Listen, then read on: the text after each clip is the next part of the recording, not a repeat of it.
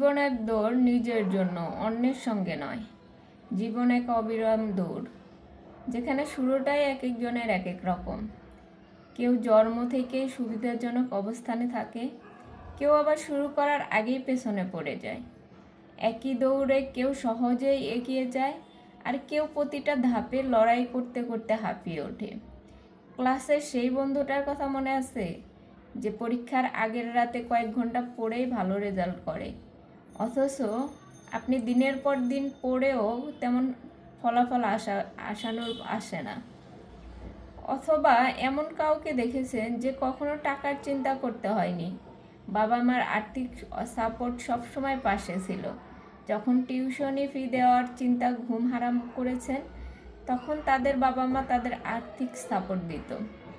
এক দৌড়ে কেউ একদিনেই গন্তব্যে পৌঁছে যায় না, কেউ বছরের পর বছর চেষ্টা করে সাফল্যের মুখ দেখে না, কেউ একটা ছোট উদ্যোগ থেকেই বিশাল ব্যবসা দাঁড় করিয়ে ফেলে, আবার কেউ একের পর এক ব্যর্থতা সামলাতে সামলাতে হতাশ হয়ে যায়।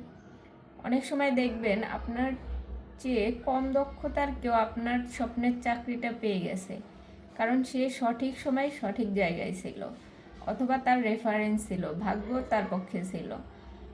তখন হয়তো আপনার মনে হবে যে জীবন অন্যায্য, কিন্তু এই তুলনার দৌড়ে থাকলে ক্লান্তি ছাড়া আর কিছুই মিলবে না।